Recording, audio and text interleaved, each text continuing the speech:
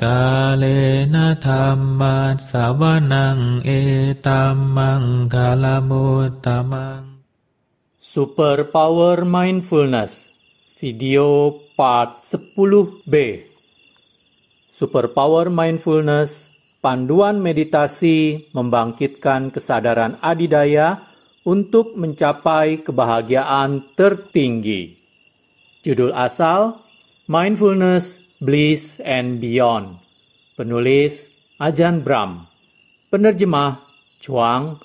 Penyunting, Handaka Wijananda. Perancang sampul dan penata letak, Agus Prayogo. Dicetak oleh Ehipasiko Foundation, cetakan ketiga, April 2009. Video Part 10B, Super Power Mindfulness, Bagian 2, Menuju Kebahagiaan dan Lebih Lagi. Bab 10, Jhana-Jhana 2, Kebahagiaan di atas kebahagiaan. Lanjutan. Mengkilapkan nimitta. Pada bab 7, saya terlebih dahulu memperkenalkan kiasan tentang cermin. Ini adalah pandangan cerah yang menjangkau jauh untuk menyadari bahwa nimitta sebenarnya adalah suatu citra dari pikiran kita.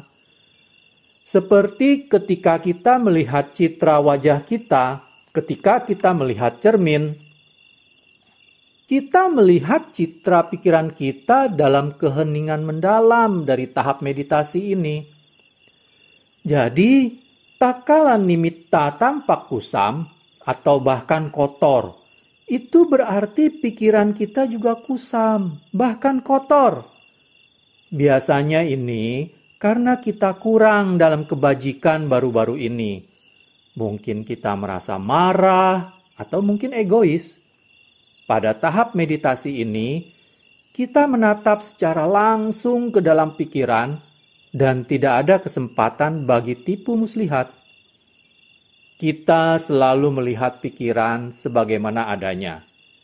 Jadi, jika nimitta kita terlihat kusam dan ternoda, maka kita mesti membersihkan perilaku kita dalam keseharian. Kita mesti menjalani sila. Hanya berbicara dengan baik, melaksanakan lebih banyak kedermawanan, dan tidak pamrih dalam pelayanan. Pada tahap meditasi, ketika nimitta muncul ini, akan tampak sungguh jelas bahwa kebajikan adalah bahan pokok yang esensial bagi kesuksesan meditasi. Setelah mengajar di banyak retret meditasi, saya memperhatikan bahwa para meditator yang paling mudah maju dan paling mengesankan hasilnya adalah mereka yang kita sebut berhati murni. Mereka adalah orang-orang yang bersukacita dalam kedermawanan, yang sifatnya tidak mengenankan menyakiti makhluk lain, yang perkataannya lemah lembut, ramah, dan sangat gembira. Keindahan gaya hidup mereka memberikan pikiran yang indah kepada mereka. Dan pikiran mereka yang indah menyokong gaya hidup bajik mereka. Lantas, ketika mereka mencapai tahap meditasi ini, dan pikiran mereka tersingkap dalam citra suatu nimitta, nimitta itu begitu cemerlang dan murni, sehingga dengan mudah menuntun mereka menuju jhana. Hal ini menunjukkan bahwa kita tidak bisa menjalani gaya hidup yang sembrono dan menuruti kesenangan diri, lalu dengan gampangnya sukses dalam meditasi.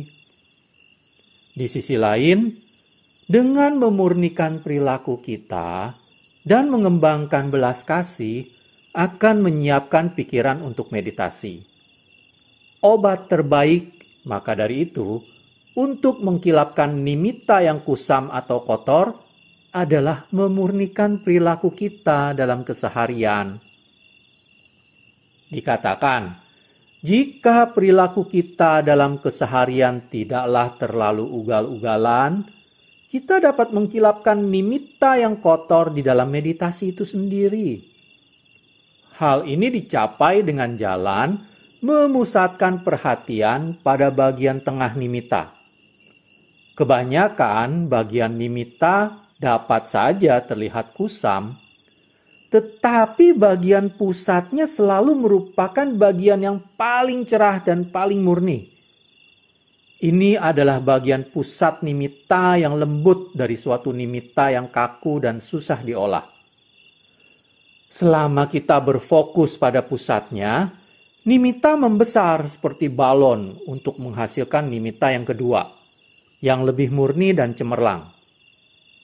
Kita melihat ke dalam pusat nimitta kedua ini, ke titik yang tercerah dari semuanya, dan balon-balon itu menggelembung menjadi nimitta ketiga yang bahkan lebih murni dan cerah. Menatap ke pusat nimitta secara efektif dapat mengkilapkan nimitta.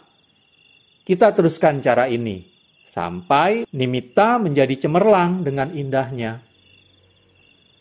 Bila dalam kehidupan kita telah mengembangkan pikiran yang terus mencari-cari kesalahan, secara obsesif selalu mencari-cari apa yang tidak beres di sana-sini, maka kita nyaris mustahil mengenali pusat yang indah dari suatu nimitta yang kusam dan memusatkan perhatian kepadanya. Kita telah menjadi begitu terkondisi untuk mencari-cari celah dalam setiap hal, sehingga sikap itu malahan merusak benih-benih untuk mengabaikan semua area yang kusam dan kotor dari suatu nimitta untuk secara khusus memusatkan perhatian pada bagian pusat yang indah. Hal ini sekali lagi menunjukkan bagaimana sikap yang tak piawai dalam kehidupan dapat mencegah keberhasilan meditasi yang mendalam. Bila kita mengembangkan sikap yang lebih pemaaf terhadap kehidupan, ketika kita menjadi lebih merangkul dualitas baik dan buruk, tidak obsesif negatif ataupun positif berlebihan, namun menerima secara seimbang, maka kita tak hanya dapat melihat keindahan dalam kekeliruan, namun kita juga dapat melihat pusat yang indah dari suatu nimitta yang kusam dan kotor. Adalah penting sekali memiliki suatu nimitta yang cemerlang dan bercahaya untuk membawa kita menembus jhana. Suatu nimitta yang kusam dan kotor adalah seperti sebuah mobil tua, rongsok, yang akan mogok di tengah perjalanan. Nimitta yang kusam bila tidak dikilapkan, biasanya lenyap setelah beberapa saat. Jadi jika kita tidak mampu mengkilapkan nimitta, kembalilah ke napas yang indah dan bangunlah lebih banyak energi di sana. Bangkitkan piti sukha yang lebih besar, kebahagiaan dan kegiuran yang besar bersama dengan napas. Lantas, saat berikutnya, tak kala napas lenyap dan nimitta muncul, nimitta tidak akan kusam, melainkan indah dan bercahaya. Sesungguhnya, kita telah mengkilapkan nimitta itu pada tahap napas yang indah. Menstabilkan nimitta. Saat nimitta sangat cemerlang, nimitta itu juga sangat indah.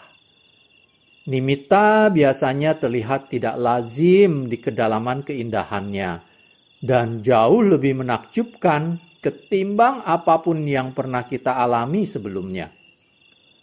Apapun warna nimitta, warnanya menjadi 1000 kali lebih semarak daripada apapun yang dapat dilihat oleh mata kita.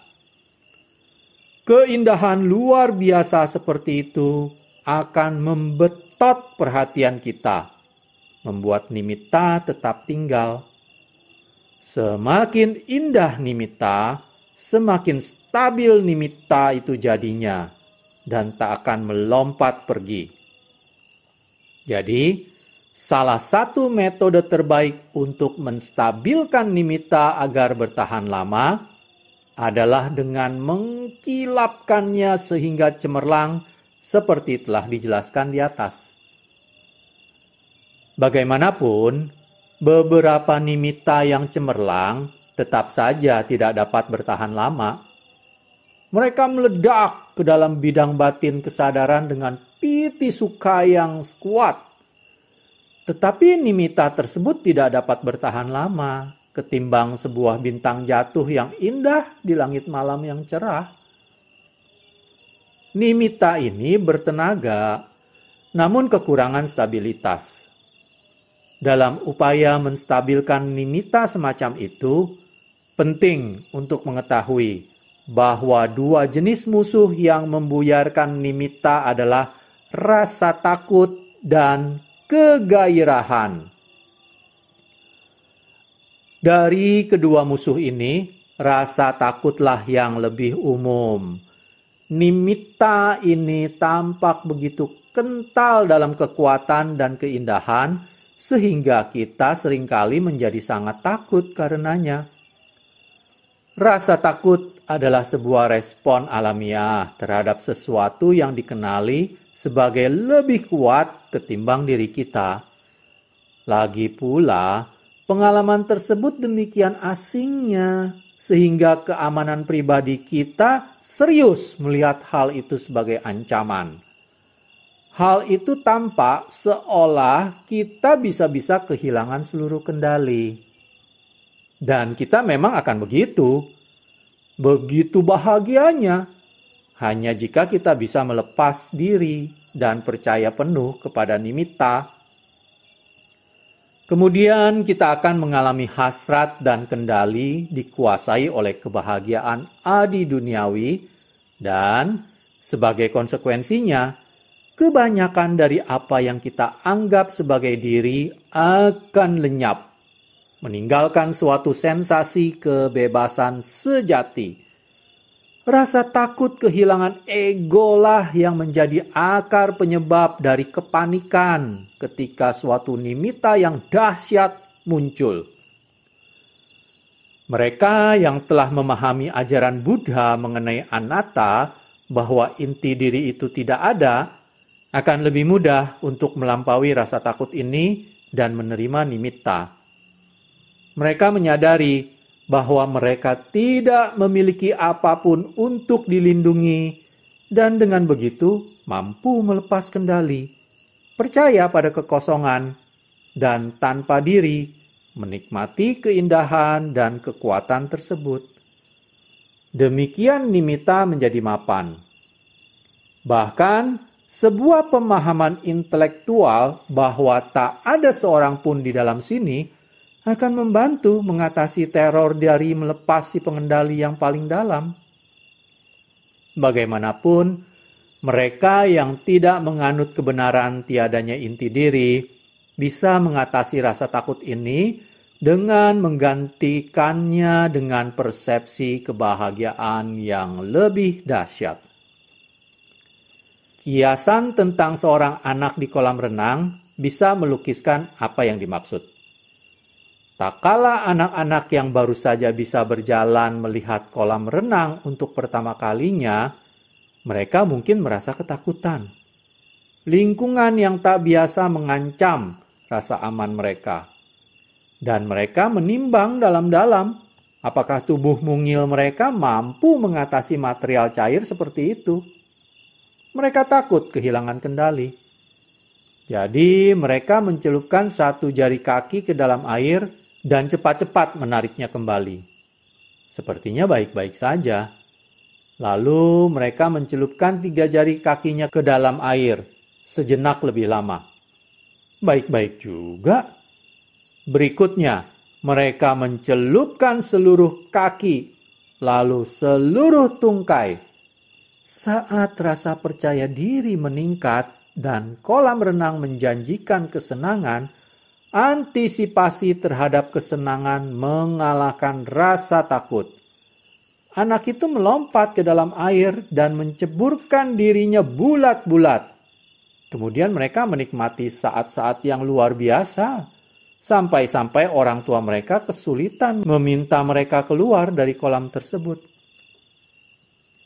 Sama seperti itu, ketika rasa takut timbul bersama dengan nimitta yang dahsyat, yang dapat kita perbuat hanyalah tinggal bersamanya barang sejenak. Kita lalu merenungkan bagaimana rasanya mengatakan bahwa rasanya luar biasa adalah sebuah pernyataan yang meremehkan. Jadi saat berikutnya kita tinggal lebih lama lagi dan rasanya bahkan lebih hebat lagi. Dengan metode bertahap ini, kepercayaan diri segera menguat dan pengharapan akan kebahagiaan begitu dominan. Sehingga ketika nimitta yang dahsyat muncul, kita melompat tepat ke dalamnya dan menenggelamkan diri penuh-penuh. Tambahan pula, kita mengalami saat-saat yang luar biasa sampai-sampai dengan kesulitan luar biasa pula. Seseorang baru dapat membuat Anda keluar dari sana. Cara piawai lainnya untuk mengatasi rasa takut pada tahap ini, terutamanya ketika rasa takut tidak terlalu kuat, adalah dengan melakukan sedikit seremoni batin untuk serah terima kepercayaan. Hal ini seakan-akan kita telah menjadi supir dari meditasi kita selama ini. Namun, inilah saatnya untuk menyerahkan kendali kepada nimitta. Seperti yang saya sarankan dalam bab 7, kita bisa membayangkan menyerahkan seperangkat kunci kepada nimitta yang dahsyat tersebut. Dengan cara seperti, kita mengizinkan seorang teman terpercaya untuk mengambil alih kemudi mobil. Dengan sebuah bahasa tubuh imajiner menyerahkan kunci-kunci, kita mengalihkan kendali dan menaruh kepercayaan penuh kepada nimitta. Pengalihan kepercayaan semacam itu biasanya membawa pada stabilitas nimitta yang lebih kukuh dan semakin mendalam. Di sini, sekali lagi, kita menaruh kepercayaan kepada si pengetahu dan menarik kepercayaan tersebut dari si pelaku. Inilah tema yang mendasari segenap jalan meditasi. Kita berlatih semenjak awal dalam kesadaran pasif, yaitu kemampuan untuk menyadari dengan jernih tanpa sama sekali merecoki objek kesadaran. Energi berpasangan dengan keyakinan mengalir ke dalam kesadaran dan menjauh dari aktivitas. Ketika kita belajar mengawasi objek umum seperti napas tanpa merecoki, maka kesadaran pasif kita akan ditantang oleh objek yang lebih menggoda seperti napas yang indah. Jika kita lulus dalam ujian ini, maka objek yang paling menantang dari semuanya, nimitta, akan tersaji di hadapan Anda sebagai ujian pamungkas bagi kesadaran pasif. Sebab, jika kita yang terlingkupi oleh nimitta dan berusaha mengendalikannya, bagaimanapun tak kentaranya, maka kita akan gagal dalam ujian terakhir ini dan terkembalikan ke napas yang indah untuk pelatihan ulang. Semakin sering kita bermeditasi, semakin kita belajar untuk berkesadaran kuat sembari melepas segala tindakan. Bila keterampilan ini telah disempurnakan sepenuhnya, mudah sajalah lulus dari ujian akhir dan menstabilkan nimitta dengan kesadaran pasif tanpa celah. Sekali lagi, kiasan tentang cermin bisa diterapkan di sini. Ketika Anda melihat pantulan citra Anda di cermin, dan citra tersebut bergerak-gerak, itu adalah karena Anda tidak diam. Adalah sia-sia mencoba menstabilkan citra tersebut dengan memegang erat-erat cerminnya. Faktanya, jika Anda mencoba berbuat begitu, citra tersebut malah akan semakin bergerak-gerak. Citra di dalam cermin bergerak karena yang menyaksikanlah yang bergerak, bukan cerminnya. Hanya jika yang menyaksikan diam, barulah citranya akan diam. Nimitta pada kenyataannya adalah pantulan dari pikiran. Sebuah citra dari si pengetahuan, ketika pantulan ini atau nimitta ini bergerak hilir mudik, adalah sia-sia mencoba menstabilkan nimitta dengan memegangnya agar diam. Nimitta bergerak karena yang menyaksikan nimitta tersebut bergerak. Ketika hal ini dipahami, kita memfokuskan perhatian pada si pengetahuan, membiarkannya menjadi keheningan. Ketika yang mengetahui tidak bergerak, maka begitu pula lah nimitta. Musuh lain bagi stabilitas nimitta adalah kegairahan atau kegirangan. Apa yang saya sebut sebagai respon "wow" ketika terdapat keberhasilan dalam meditasi dan sesuatu yang mengagumkan terjadi. Meditator bisa menjadi sangat bergairah. Khususnya ketika suatu nimitta yang menakjubkan muncul untuk pertama kalinya. Lebih cemerlang ketimbang mentari dan lebih indah daripada bunga yang mempesona. Pada peristiwa semacam itu, lumrah saja jika pikiran berseru, "Wow!" Sayangnya, respon itu menyebabkan nimitta mendadak undur diri dan bisa jadi sungkan muncul untuk waktu yang sangat lama, bahkan bisa berbulan-bulan. Untuk menghindari petaka semacam itu, kita harus mencamkan perumpamaan terkenal dari Ajahn Chah mengenai telaga hutan yang hening, yang saya uraikan secara terperinci dalam bab 7.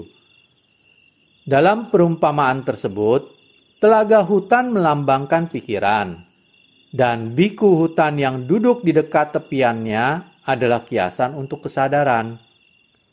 Tak kala kesadaran hening, satwa-satwa seperti napas yang indah dan piti sukha muncul dari hutan untuk bermain di dekat tepian pikiran. Kesadaran harus tetap hening. Jika hal tersebut dilakukan, maka setelah napas yang indah dan piti sukha menyelesaikan urusan mereka di dalam pikiran, nimitta yang indah dan pemalu muncul dengan was-was untuk bermain-main di dalam pikiran. Jika nimitta tersebut merasakan si pengetahuan berpikir, "Wow!" dengan malu-malu dia akan lari balik ke dalam rimba. Tidak akan muncul lagi untuk waktu yang lama. Jadi, ketika nimitta yang indah dan dahsyat muncul, amatilah dengan keheningan seorang Ajahn Chah. Duduk dengan keheningan mutlak di depan telaga hutan nan terpencil. Kemudian kita akan menyaksikan nimitta yang aneh dan luar biasa ini bergembira ria di dalam pikiran untuk waktu yang sangat lama, sampai nimitta tersebut siap mengantarkan kita ke dalam jhana. Memasuki jhana. Ketika nimitta stabil dan bercahaya, maka kita berada di pintu masuk menuju jhana. Kita mesti melatih diri untuk menunggu dengan sabar di sini, mempertahankan keheningan dan kebergemingan hingga penyebab-penyebab atau kondisi-kondisi siap untuk bertransisi memasuki jhana. Pada tahap ini, bagaimanapun, sebagian meditator membuat kesalahan dengan mengusik proses tersebut dengan mengintip di pinggiran nimitta. Saat nimitta stabil dan cemerlang, kita mungkin menjadi tertarik pada bentuk atau ukurannya. Apakah itu bulat atau bujur sangkar, Apakah pinggirnya tajam atau kasar? Ukurannya kecil atau besar? Ketika kita menatap pinggiran nimitta tersebut, kesadaran kehilangan kemanunggalannya. Pinggiran nimitta adalah tempat dari dualitas, dalam atau luar. Dan dualitas adalah lawan dari kemanunggalan. Jika kita melihat pinggirannya, nimitta akan menjadi tidak mapan dan bisa-bisa lenyap. Kita mesti menjaga kesadaran pada bagian paling pusat dari nimitta, jauh dari pinggiran, sampai persepsi apapun dari pinggiran tersebut lenyap ke dalam non-dualitas dari kemanunggalan. Serupa dengan itu, jika kita berupaya meluaskan atau mengerutkan nimitta, maka kita juga akan mengorbankan esensi kemanunggalan. Perluasan atau pengerutan meliputi persepsi ukuran, dan hal itu melibatkan kesadaran akan pinggiran nimitta dan ruang di luarnya. Sekali lagi kita terpuruk ke dalam perangkap dualitas dan kehilangan kemanunggalan melalui perluasan dan pengerutan yang tidak menguntungkan ini. Jadi, ketika nimitta stabil dan cerah, Anda harus bersabar. Jangan bergerak. Kita tengah membangun faktor-faktor jana seperti piti sukha dan kemanunggalan. Ketika kekuatan faktor-faktor tersebut terbangun dengan memadai, mereka akan menyibak jana dengan sendirinya. Sebuah ayat yang sering dikutip dari sutta dan sering diterjemahkan secara keliru untuk mengartikan eksistensi pikiran yang sejati sesuai untuk disebutkan di sini. Ayat tersebut berasal dari Anguttara Nikaya. Pikiran ini, oh para bhikkhu, adalah bercahaya, namun tercemari oleh kotoran batin yang tak diharapkan. Orang-orang duniawi yang tak terlatih tidak memahami hal ini sebagaimana adanya. Oleh karena itu, bagi mereka tidak terdapat perkembangan batin. Pikiran ini, oh para bhikkhu, adalah bercahaya dan terbebas dari kotoran batin yang tak diharapkan. Siswa-siswa mulia yang terlatih memahami hal ini sebagaimana adanya. Oleh karena itu, bagi mereka terdapat perkembangan batin. Anguttara Nikaya 1 Romawi, 6, 1-2. Pada tahap nimitta yang indah dan stabil, nimittalah yang bersinar dan dahsyat bercahaya. Dan nimitta tersebut, seperti sudah dijelaskan, adalah citra dari pikiran. Tak kala kita mengalami nimitta semacam itu, kita mengenalinya sebagai pikiran yang bercahaya atau bersinar dalam kutipan ayat Anguttara Nikaya di atas. Nimitta ini bersinar karena pikiran telah terbebas dari kotoran batin yang tak diharapkan, yang berarti 5 rintangan.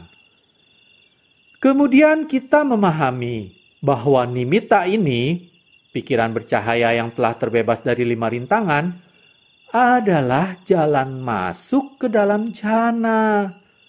Lantas kita benar-benar memahami apa yang dimaksud dengan perkembangan batin. Bila nimitta bercahaya dan stabil, maka energinya meningkat dari saat ke saat.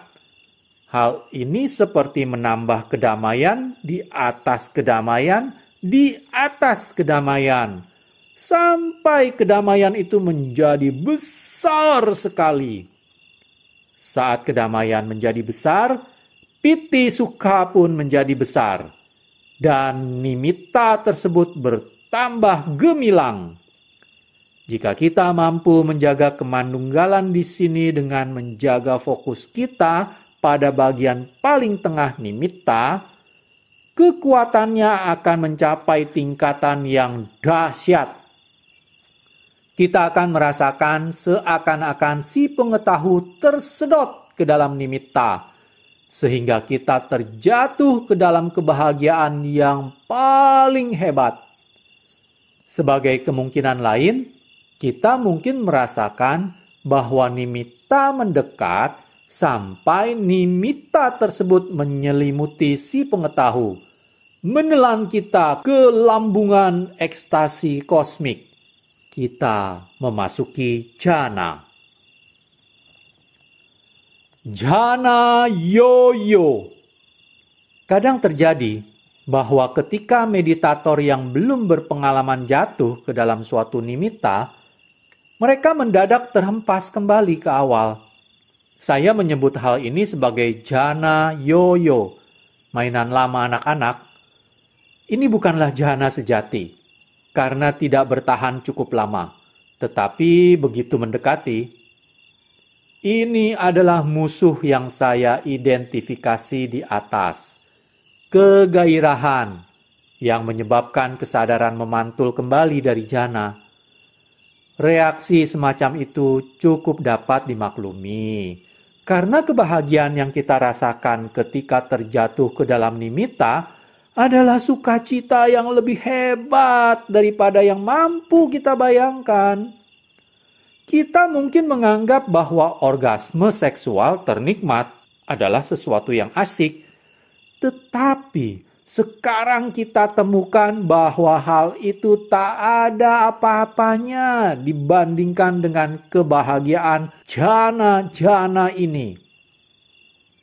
Bahkan, setelah sebuah pengalaman jhana yoyo, kita acap kali meledak ke dalam tangis kebahagiaan, menangisi pengalaman paling menakjubkan sepanjang hayat kita. Jadi, dapat dimengerti bila seorang meditator pemula mengalami jhana yoyo, bagaimanapun juga diperlukan banyak latihan untuk mampu menangani kebahagiaan yang begitu dahsyat seperti itu. Dan diperlukan banyak kebijaksanaan untuk melepas kegairahan, tak kala salah satu hadiah terbesar dalam kehidupan spiritual muncul untuk dituai. Bagi mereka yang cukup sepuh untuk mengingat permainan ular tangga, permainan sederhana anak-anak yang dimainkan dengan papan dan dadu, mereka akan ingat bahwa kotak paling berbahaya untuk didarati adalah kotak sebelum kotak terakhir. Kotak ke-99 yang berisikan kepala ular yang paling panjang. Jika Anda mendarat di kotak ke-100, Anda menang. Tetapi jika Anda mendarat di kotak ke-99, Anda harus menuruni ular tersebut menuju ekornya yang ada di dekat awal permainan.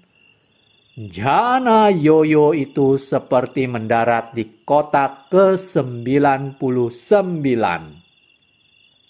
Anda telah sangat dekat untuk memenangi permainan dan memasuki jhana. Tetapi Anda terpeleset, mendarat di atas kepala ular kegairahan, dan meluncur atau malahan terpantul kembali ke kotak awal. Walaupun demikian, jhana yoyo begitu dekatnya dengan hal yang sejati, sehingga hal itu tidak dicemooh. Di dalam jhana yoyo, kita mengalami kebahagiaan yang luar biasa dan hanyutan sukacita. Pengalaman itu membuat kita merasa melambung setinggi balon cuaca selama berjam-jam tanpa memusingkan dunia, dan dengan energi yang membuncah sehingga kita nyaris tidak bisa tertidur. pengalaman tersebut adalah yang terhebat dalam hidup kita. Ini akan mengubah Anda. Melalui sedikit lagi pelatihan dan perenungan bijak terhadap pengalaman kita, Anda akan mampu terjatuh ke dalam nimitta atau terlingkupi olehnya tanpa terpantul keluar. Lantas, Anda pun memasuki dunia jana yang menakjubkan. Demikianlah, selesai sudah saya bacakan bab 10, Jana-Jana 2, kebahagiaan di atas kebahagiaan. Selanjutnya pada video part 11 akan dibacakan bab 11, Jana-Jana 3, kebahagiaan di atas kebahagiaan di atas kebahagiaan. Terima kasih. Kalena dhamma savanang etammang kalamutamang